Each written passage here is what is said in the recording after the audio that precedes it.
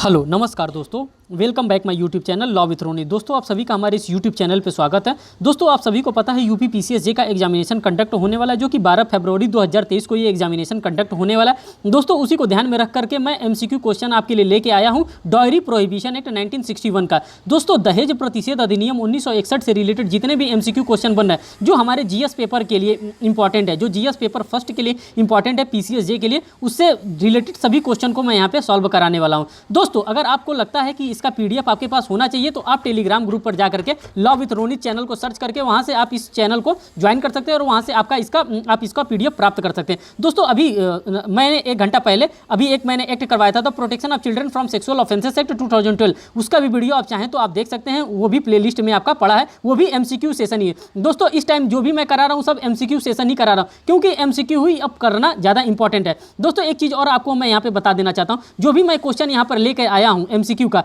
वो English language जो है इसका इंग्लिश में, क्योंकि हिंदी में अभी इसका क्वेश्चन लेवल का बना नहीं है, और जो इंग्लिश का क्वेश्चन बना है उसी क्वेश्चन को मैं लेकर के आपके पास आया हूँ। सो प्लीज़ आप लोग कोई लोग ये ना कहिएगा कि सर ये क्वेश्चन हिंदी में नहीं आप लाए हैं, इंग्लिश में लेके आए हैं, तो प्लीज़ हमें माफ़ कर दीजिएगा। जो हमको मिला है, जो हमारे लिए लगा है कि हाँ हमारे एग्जामिनेशन के लिए इंपॉर्टेंट है, उसलिए मैं ये इंग्लिश वाला ही सेशन मैं आप लोगों के लिए लेके आ रहा हूँ। दोस्तों बिना देर के स्टार्ट करते हैं। अब इसमें देखते हैं कितने क्वेश्चन हैं। इसमें लगभग 50-60 क्वेश्चन हैं, उन सभी 50-60 क्वेश्चन को इस सेशन में हम करने वाले हैं। ये है सेशन डाउरी प्रोहिबिशन एक्ट 1961 की हम बात कर रहे हैं। यहाँ पे फर्स्ट क्वेश्चन बात कर रहा है, according to the preamble of the dowry prohibition act 1961 this act enact to, ये इनेक्ट कब हुआ था, इसका जो करेक्ट आंसर होगा वो सी होगा। Prohibits the giving and taking of the dower की बात कर रहा है। यहाँ पे प्रोहिबिट्स कर रहा है, मना कर रहा है, न दहेज दीजिए न दहेज लीजिए, क्योंकि दहेज प्रतिषेध अधिनियम के बारे में हम लोग बात करते हैं, दहेज को बंद करने के, दहेज को निषेध करने की बात कर रहे हैं, उसीलिए एक्ट लाया गया। क्वेश्चन नंबर सेकंड की बात करते हैं, तो the dowry prohibition act 1961 is act number, इसका एक्ट नंबर से भी रिलेटेड क्वेश्चन पूछता है, तो जो इसका एक्ट नंबर है वो यहाँ पे सी आपका करेक्ट आंसर हो जाएगा। एक्ट नंबर 28 ऑफ द 1961, इसका जो करेक्ट आंसर होगा मित्रों यही होगा इसका correct answer. Question number third की बात करते हैं, dowry prohibition act 1961 extend to, ये कहां पे एक्सटेंड है, जो इसका करेक्ट आंसर होगा होल ऑफ द इंडिया इसका एक्सटेंड है, मींस कि संपूर्ण भारत पे डायरी प्रोहिबिशन एक्ट लागू होता है। अब पहले जे एंड के पर नहीं लागू होता था कोई भी एक्ट,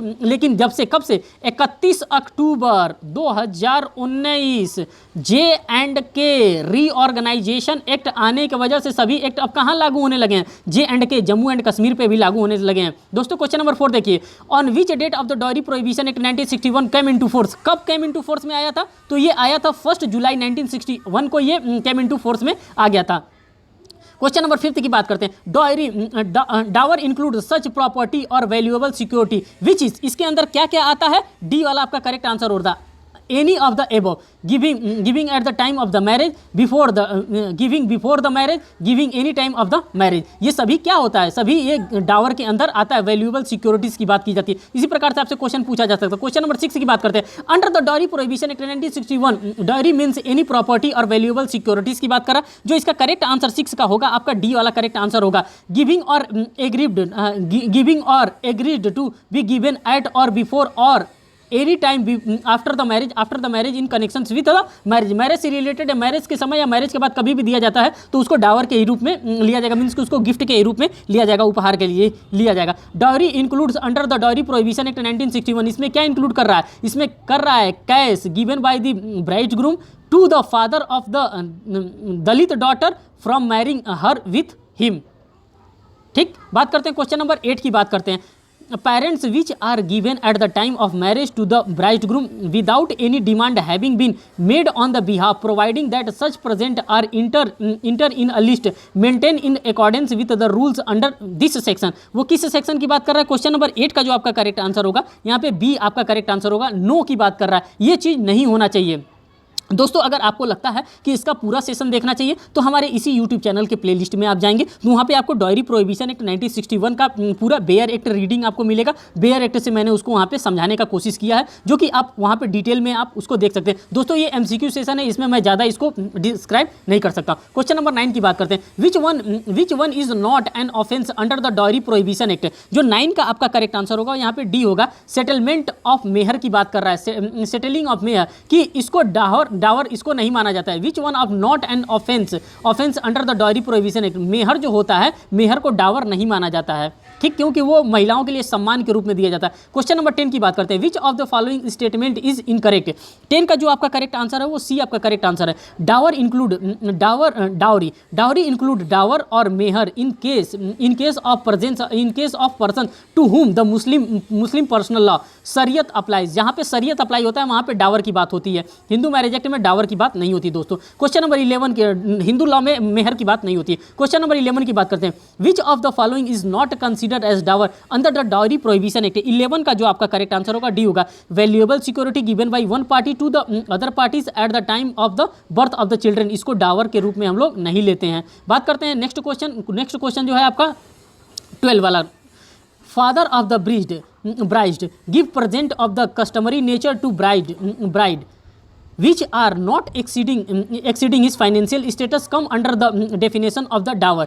12 का जो आपका करेक्ट आंसर होगा वो बी आपका करेक्ट आंसर होगा, फॉल्स होगा यहाँ पे। क्वेश्चन नंबर 13 की बात करते हैं, in which section of the dowry prohibition act 1961 is the penalty for taking और giving of dower provided. Question number 13 का आपका करेक्ट आंसर होगा बी होगा। सेक्शन नंबर 3 में ये बातें बताई गई, ये एमपी एडीपीओ में भी क्वेश्चन आया था, देख सकते हैं आप यहाँ से।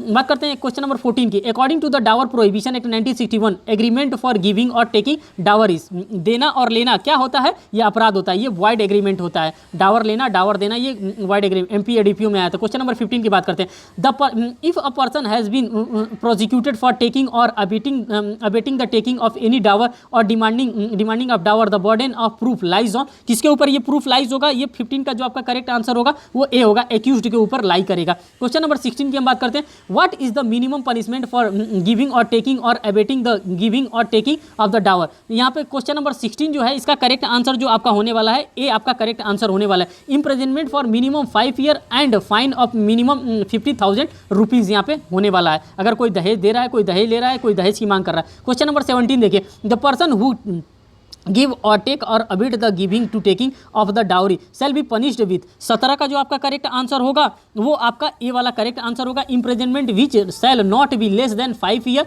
And fine which shall not be less than 50,000 और amount of the value of such dower whichever is more. यहाँ पे इसका आंसर ये वाला होगा।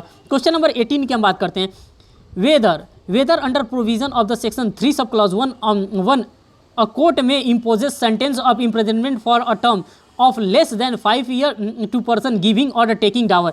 18 नंबर का जो आपका करेक्ट आंसर होगा वो 18 नंबर का आपका करेक्ट आंसर यहाँ पे बी वाला आपका करेक्ट आंसर होगा, ये होगा yes for the adequate and specific reason to be recorded in the judgement की बात कर रहा है। क्वेश्चन नंबर 19 की बात कर रहा है, the provision of making a list of the present received at the time of marriage.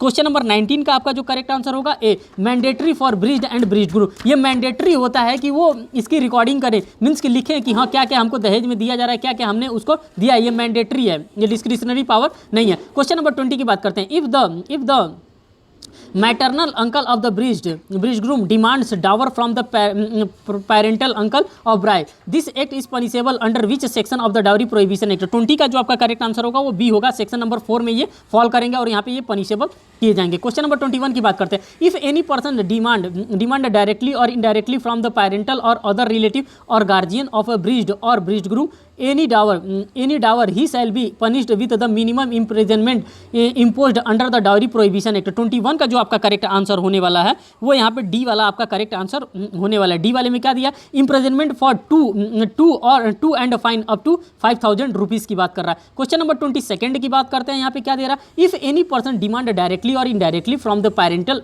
और अदर रिलेटिव और guardian of a bridegroom any dower he shall be punished with. 22 का आपका जो करेक्ट आंसर होगा वो B आपका correct answer होगा, imprisonment for 6 month and fine up to 10,000 rupees यहाँ पे होने वाला है। क्वेश्चन नंबर 23 की हम बात करते हैं, whether under provision to section 4 a court may imposes a sentence of imprisonment for a term of less than 6 months to person demanding dower। 23 का जो आपका करेक्ट आंसर होगा यहाँ पे बी होगा, yes for adequate and special reason to be recorded in the judgement की बात कर रहा है। क्वेश्चन नंबर 24 की हम यहाँ पे बात करते हैं दोस्तों, according to which section of the dowry prohibition act 1961 offence to be cognizable for the certain purpose and to be bailable and non compoundable. 24 में जो हमारा बात कर रहा है यहाँ पे बी वाला करेक्ट आंसर होगा। सेक्शन 8 में ये बता रहा है कि वो मामला कंपाउंडेबल नहीं होगा। कंपाउंडेबल की हम बात करते हैं दोस्तों तो सेक्शन नंबर 320 ऑफ सीआरपीसी में हम लोग बात करते हैं कौन सा मामला कंपाउंडेबल होगा, कौन सा मामला कंपाउंडेबल नहीं होगा। क्वेश्चन नंबर 25 की हम बात करते हैं यहाँ पे, which section of the dowry prohibition act 1961 provide the burden of proof in certain cases. Question number 25 का जो आपका करेक्ट आंसर होगा ये बी करेक्ट आंसर होगा। सेक्शन नंबर 8A में ये बातें बताई गई। क्वेश्चन नंबर दोस्तों 26 की हम बात करते हैं, where any person is prosecuted under section 3 of the dowry prohibition act the burden of proof shall lie on. 26 का जो आपका करेक्ट आंसर होगा वो ए आपका करेक्ट आंसर होगा। The person who is prosecuted की बात कर रहा है, जिसको जो प्रोसिक्यूटेड किया गया।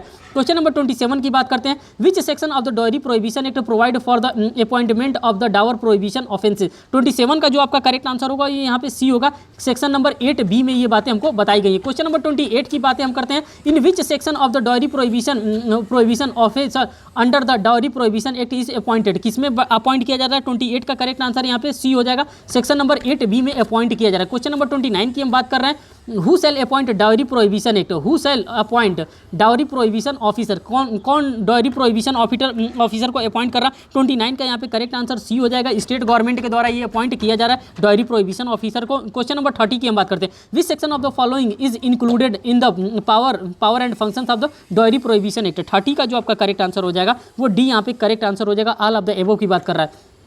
ए में क्या बात कर रहा है? To see the provisions of this act are complied with. B में बात कर रहा है, to prevent as far as possible the taking और abetting taking of the demanding of dowry की बात कर रहा है। सी में बात कर रहा है, to collect such evidence as may be necessary for the prosecution of person committing and offence under this act. All of the above यहाँ पे करेक्ट इसका आंसर होगा। क्वेश्चन नंबर 31 की हम बात करते हैं, for the purpose of advertising and assisting the dowry prohibition officers who shall appoint and advisory board. 31 का जो आपका करेक्ट आंसर होने वाला है ये बी आपका करेक्ट आंसर होने वाला है। स्टेट गवर्नमेंट के द्वारा ये किया जाएगा। क्वेश्चन नंबर 32 की हम बात कर रहे हैं, who appoint the protection officer. 32 में प्रोटेक्शन ऑफिसर कौन अपॉइंट करेगा? स्टेट गवर्नमेंट के द्वारा प्रोटेक्शन ऑफिसर अपॉइंट किया जाएगा। क्वेश्चन नंबर 33 की बात करते हैं, advisory board for the purpose of advising and assisting the dowry prohibition act shall be consist of. List की बात कर रहा है, कंसिस्ट ऑफ। 33 का जो आपका करेक्ट आंसर होगा वहाँ पे सी होगा। Social workers out of whom at least two shall be women. 5 लोग होंगे जिसमें से 2 वुमेन भी यहाँ पे होनी चाहिए। क्वेश्चन नंबर 34 की हम बात करते हैं यहाँ पे, which section of the dowry prohibition act are related with rule making power. 34 का जो आपका करेक्ट आंसर होगा वो यहाँ पे बी आपका करेक्ट आंसर होगा। सेक्शन 9 एंड 10 में ये बातें बताई जाएंगी। क्वेश्चन नंबर 35 की हम बात करते हैं, under the dowry prohibition act who can make rule. 35 में कौन रूल बना सकता है? तो यहाँ पे डी A1 एंड 2 दोनों, सेंट्रल गवर्नमेंट भी रूल बना सकता है, स्टेट गवर्नमेंट भी रूल बना सकता है। दोस्तों यहाँ पे हाई कोर्ट रूल नहीं बना सकता है। रूल बनाने का पावर सेंट्रल गवर्नमेंट और स्टेट गवर्नमेंट के पास। क्वेश्चन नंबर 36 को देखिए, rule making power of the central government is given in which of the following section in the dowry prohibition act. Rule बनाने की पावर किस सेक्शन में दिया गया? 36 का जो आपका करेक्ट आंसर होगा वो ए होगा। यहाँ पे सेक्शन 9 में प्रोवाइड किया है। सेक्शन नंबर 30, क्वेश्चन नंबर 37 देखिए, rule making power of the state government is giving in which of the following section of the dowry prohibition act. 37 का जो आपका करेक्ट आंसर होगा वो बी आपका करेक्ट आंसर होगा। सेक्शन नंबर 10 में ये बातें बताई गई। क्वेश्चन नंबर 38 की हम बात करते हैं, how many sections are there in the dowry prohibition act. कितने सेक्शन है डाउरी प्रोहिबिशन एक्ट में? 38 का जो आपका करेक्ट आंसर है ए, इसमें 10 सेक्शन मात्र हैं। बात करते हैं, नहीं, इसमें जो 38 का जो आपका करेक्ट आंसर होगा दोस्तों एक बार मिला लीजिए। हाँ, इसमें 10 सेक्शन ही दिया गया है। यहाँ पे जो एग्जाम्पल सेक्शन 11, 12 है ये नहीं है, सिर्फ हम इसमें 10 सेक्शन ही बताएगा। Question number 39, N industrialist has given an advertisement that anyone marrying his blind daughter will be given half of the property has be committed an offence. इस प्रकार का अगर कोई एडवर्टाइजमेंट दे रहा है तो वो क्या कर रहा है? वो इसका डी वाला करेक्ट आंसर होगा। वो क्या कर रहा है? He has committed N offence under section 4A of the dowry prohibition act के अंतर्गत वो ऑफेंस कमिट कर रहा है। क्वेश्चन नंबर 40 देखिए, which section of the dowry prohibition act 1961 provides for ban on advertisement regarding dowry. Question number 40 का जो हमारा करेक्ट आंसर होगा वो बी आपका करेक्ट आंसर होगा। सेक्शन 4A के क्लॉज में ये डिफाइन किया गया। क्वेश्चन नंबर 41 की यहाँ पे बात करते हैं, if any person officer through any advertisement in any newspaper, periodical, general or through any other media shall share his property or of any money or both as a share in business or other interest as consideration for the marrying of his son or daughter or any other relative which is the minimum punishment में B imposes on him, उस पर ऊपर minimum punishment कितना impose किया जाएगा, जो 41 का आपका करेक्ट आंसर होगा, ये यहाँ पे बी करेक्ट आंसर होगा। Imprisonment for 6 month or fine up to 15,000 rupees. Question number 42 यहाँ पर देखिए क्या बता रहा है। If any person offer through any advertisement in any newspaper, periodical, journal or through any other media as share in his property or of any money of both as a share in his business or other interest as considered for the marrying of his son और daughter और any other relative, what is the maximum punishment में B imposes him. 42 का आपका जो correct answer होने वाला है वो 42 का आपका डी वाला यहाँ पे करेक्ट आंसर होने वाला है। इम्प्रिजनमेंट फॉर 5 ईयर और फाइन अप टू 50,000 रुपीज़ का यहाँ पे आपके ऊपर पेनल्टी भी लगेगा। क्वेश्चन नंबर 43 की हम बात करते हैं। Any agreement for the giving और taking of dowry shall be void. 43 का जो आपका करेक्ट आंसर होगा वो बी यहाँ पे करेक्ट आंसर होगा। Under section 5 of the dowry prohibition act 1961 की बात कर रहा है। क्वेश्चन नंबर 44 की यहाँ पे हम बात करते हैं। Where any dowry is received by any person other than the woman in connections with whose marriage if is given, the person shall be transfer it to the woman if the dowry was received before marrying within 44 का जो आपका correct answer होगा वो सी आपका correct answer हो गया। 3 month after the date of marriage की बात कर रहा है। क्वेश्चन नंबर 45 की यहाँ पे बात कर रहा है। If any person fails to transfer any property as required by section 6 subclause 1 under the Dowry Prohibition Act 1961, he shall be punished by a minimum imprisonment of a term। यहाँ पे जो टर्म की बात कर रहा है, क्वेश्चन नंबर 45 का आपका जो करेक्ट आंसर हो जाएगा वो डी आपका करेक्ट आंसर हो जाएगा। यहाँ पे D imprisonment for 6 month or fine of 50,000 rupees और बोथ की बात यहाँ पे कर रहा है। क्वेश्चन नंबर 46 की हम बात करते हैं। If any person fail to transfer any property as required by section 6 sub clause 1 under the dowry prohibition act 1961, he shall be punished by a maximum imprisonment for a term. 46 का जो आपका correct answer होगा वो यहाँ पे D correct answer होगा। Imprisonment for 2 और fine और 10,000 रुपीज़ की बात यहाँ पे कर रहा है। बात करते हैं क्वेश्चन नंबर 47 की बात कर रहे हैं। In view of section 6 of the Dowry Prohibition Act 1961, whether the woman entitled to any property dies before receiving it, the heirs of the woman shall be entitled to claim it before the person from the person holding it from the time being. If she has no child, her property shall be transferred to। 47 का जो आपका correct answer हो जाएगा वो आपका A वाला correct answer यहाँ पे हो जाएगा, हर पेरेंट को वो चला जाएगा। क्वेश्चन नंबर 48 की हम बात करते हैं। In view of section 6 of the dowry prohibition act 1961, whether the woman entitled to any property dies before receiving it, otherwise than the due to natural cause of the property shall be transferred to. 48 का जो आपका correct answer होगा वो यहाँ पे B आपका correct answer होने वाला है 48 का। बी वाले में क्या बताएगा।